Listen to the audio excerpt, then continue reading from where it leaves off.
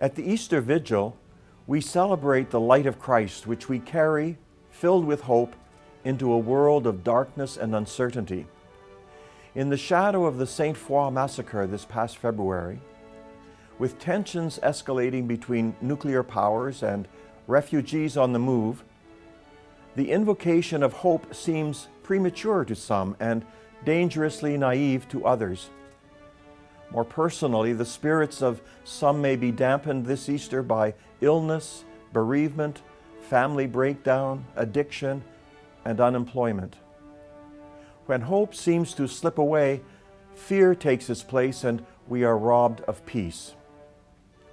Easter is meant to leave us with a very different sense of the present and the future. It offers a reality that is full of joy. Easter proclaims that fear and terror and death are not the end of the story. Indeed, the prayers of the Easter Vigil are unequivocal in the assurance that they convey.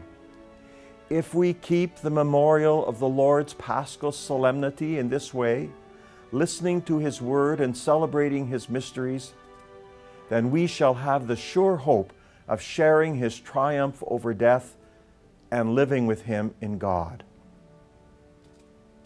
When life has let us down, or when old struggles are succeeded by new ones, we may find it challenging to trust in the victory of God.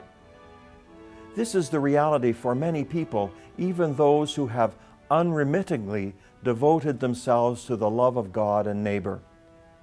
Saint Mother Teresa offers a sobering reminder of this in her private writings. The loss of hope for some can even lead to a sense of bitterness or a feeling of God's betrayal. As with the sudden blast of a trumpet, Easter interrupts this downward spiral with the unexpected, "Why do you look for the living among the dead?" This paradoxical question was posed to the three women who arrived at the empty tomb at early dawn on the first day of the week.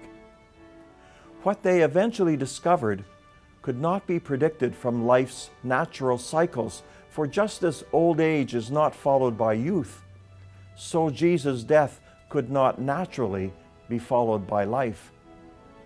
But there is nothing natural about the resurrection.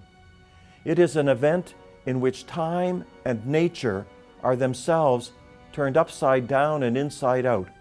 Only as an act of God is the resurrection possible. And like all acts of God, it is a wake-up call to each of us that God who raises the dead is more real, more powerful than any crisis or setback we can ever encounter. For all of us, standing at the empty tomb, whatever the circumstances, there is unfathomable hope.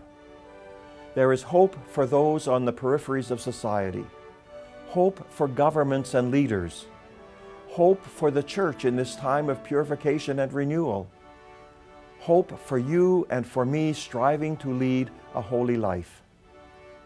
This Easter, with our hearts lit by the unquenchable fire of God's love, we are asked to entrust ourselves to Christ's care as we hope in the divine power that dispels wickedness, washes faults away, restores innocence to the fallen, and joy to mourners, drives out hatred, fosters concord, and brings down the mighty. To each of you, I wish to extend my prayers and blessings for a hope-filled Easter season.